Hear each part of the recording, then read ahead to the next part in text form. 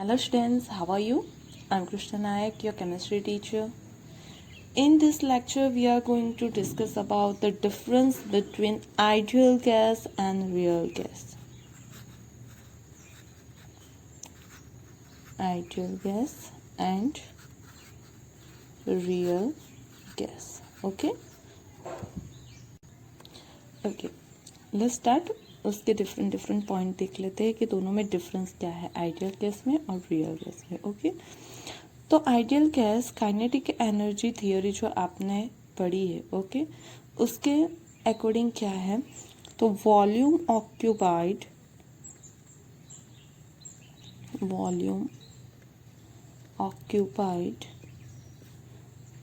By the molecules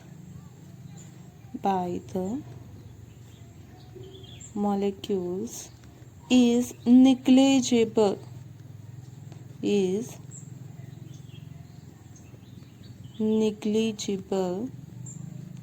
as compared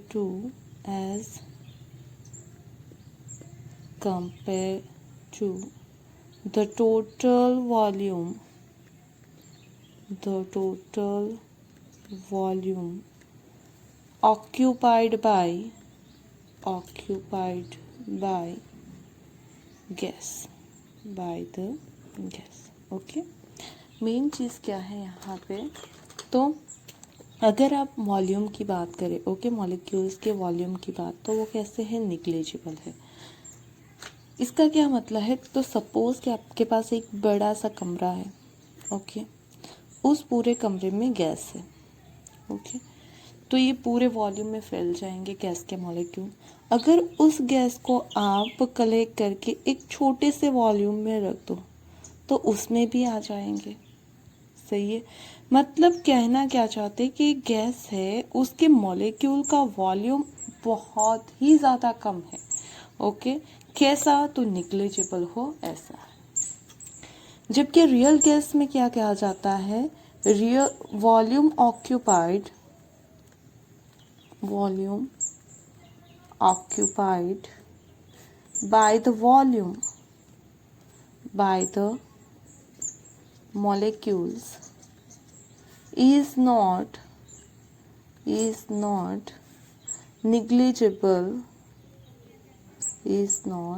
negligible as compared to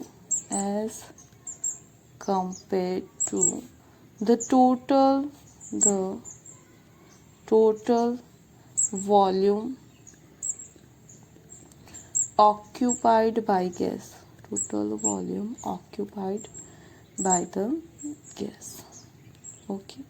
मतलब ये जो वॉल्यूम है मतलब रियल गैस क्या है तो उसका वॉल्यूम कुछ ना कुछ होगा इतना भी कम नहीं होगा कि वो निग्लिजिबल हम उसे निग्लेक्ट कर सके ओके तो मतलब volume occupied of molecule is not negligible for the real gas. मतलब मॉलिक्यूल का कुछ ना कुछ वॉल्यूम तो होगा ही इतना कम वॉल्यूम नहीं है कि उसे हम निग्लेक्ट कर दें ओके. अगर आइडियल गैस के कॉन्सेप्ट देखोगे तो उसमें बोला जाता है कि वॉल्यूम बहुत ही ज़्यादा कम है टोटल वॉल्यूम से बहुत ज़्यादा कम होता है गैस का वॉल्यूम उसे हम निग्लेक्ट कर सकते हैं.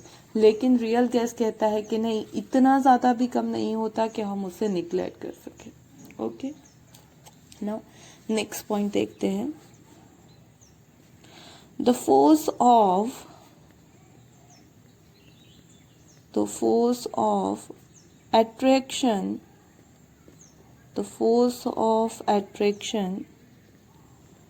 among the molecules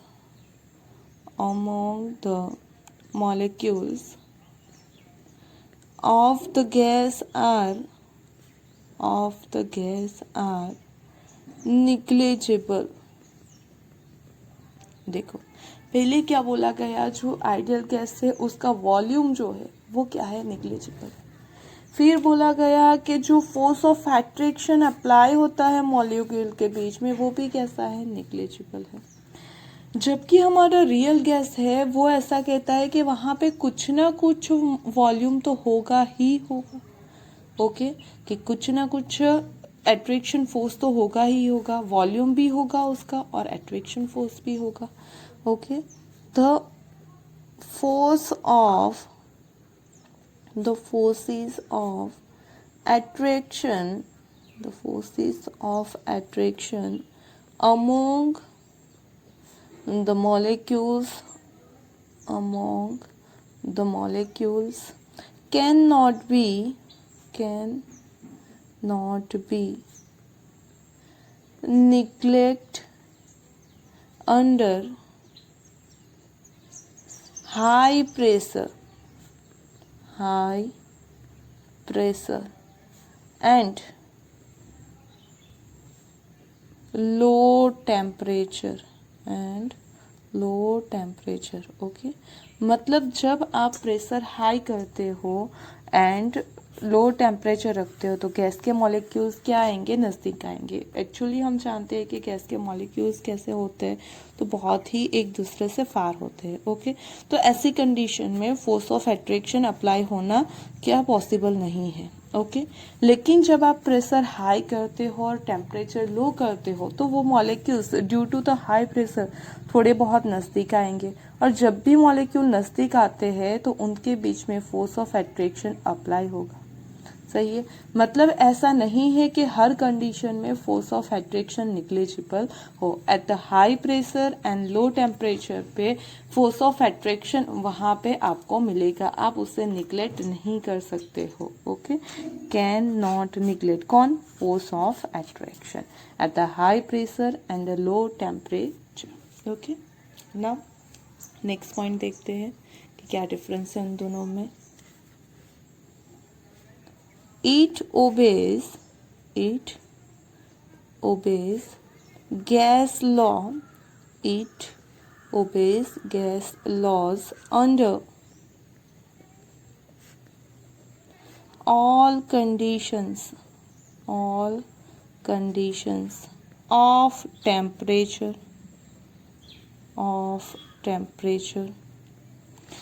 and pressure okay वो सारे गैसियस लॉ जो आपने स्टडी किए हैं, okay boys law, Charles law, Avogadro law, जो भी जितने भी आपने लॉ स्टडी किए हैं उन सभी को क्या करेगा, ओबे करेगा। लेकिन मेन चीज क्या है, इन द ऑल कंडीशन ओबे करेगा, सारे टेम्परेचर और प्रेशर की वैल्यू पे वो गैसियस लॉ को ओबे करेगा। कौन, जो हमारा आइडियल गैस होता है वो। लेकिन रियल गैस क्या है, तो it obeys gas laws only under low pressure and high temperature। Okay जो आइडियल गैस है वो सारे टेम्परेचर और सारे प्रेशर पे हमारे जो सारे गैसेस लॉ है उसे ओबे करेगा। लेकिन ये जो है वो गैस लॉ को ओबे करेगा only under low pressure and high temperature condition पे ही वो गैसेस लॉ को ओबे करेगा। ओके बाकी सारी कंडीशन में वो ओबे नहीं होता है ना। नेक्स्ट हम देखते हैं difference. It obeys the ideal gas equation। It obeys ideal gas equation PV is equal to nRT को वो ओबे करता है। ओके ये क्या करता है, तो PV is equal to nRT को ओबे करता है, जो हमारा आइडियल गैस इक्वेशन है उससे। नाउ जो हमारा रियल गैस है वो PV is equal to nRT को ओबे नहीं करता है, लेकिन वो दूसरे एक इक्वेशन को ओबे करता है। किसे, it obeys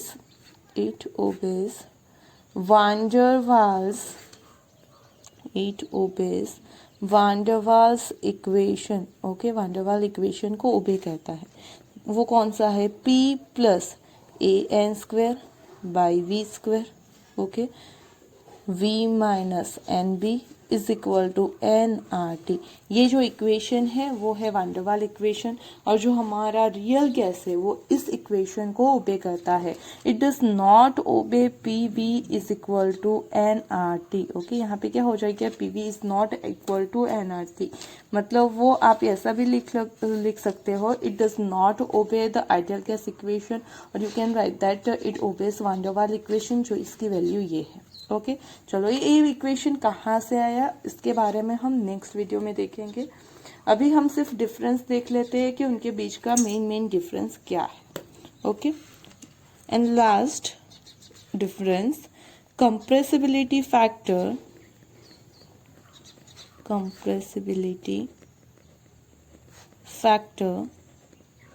is equal to unity okay, क्या होता है, Z is equal to 1 for the real ideal gas. आपका कॉम्प्रेसिबिलिटी फैक्टर, ये Z क्या है, कॉम्प्रेसिबिलिटी फैक्टर है, क्या है उसकी वैल्यू 1 क्यों है, और यहाँ पे जो है वो क्या आएगा, तो कॉम्प्रेसिबिलिटी फैक्टर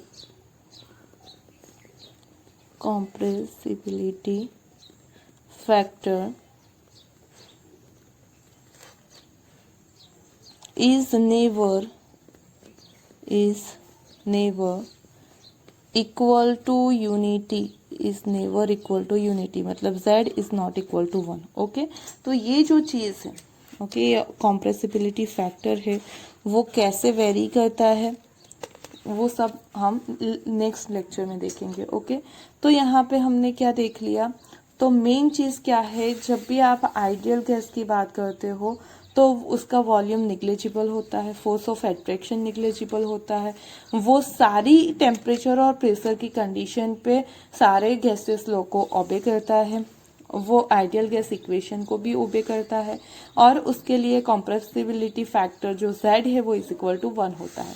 जबकि हमारे सारे गैसेस किस टाइप के होते हैं, रियल गैस होते हैं। ओके, आप रियल गैस को नॉन आइडियल गैस भी बोल सकते हो, नॉन आइडियल गैस। ओके, तो ये सारे गैसेस है वो ऐसा बोलते हैं, मतलब कि जो भी हमारे गैस है हमारे सराउंड में, उसका कुछ ना कुछ वॉल्यूम तो होता ही है। ओके, उनके बीच में कुछ ना कुछ फोर्स ऑफ एट्रैक्शन भी अप्लाई होता है, वो जो है वो सारी कंडीशन पे हमारे सारे गैसेस लोग को ओबे नहीं करते हैं, लेकिन कुछ पर्टिकुलर कंडीशन, कौन सी condition, at the low pressure and high pressure वो गैसेस लोग को ओबे करते हैं। Okay, it does not obey the ideal gas equation PV is equal to nRT, but it obeys the van der Waal equation, जो की है P plus AN² V² into V minus NB is equal to nRT। Equation कहाँ से आया उसके बारे में हम नेक्स्ट लेक्चर में डिस्कस करेंगे। ओके, फिर जो हमारा आइडियल गैस है उसके लिए compressibility factor Z equal to 1 है, जबकि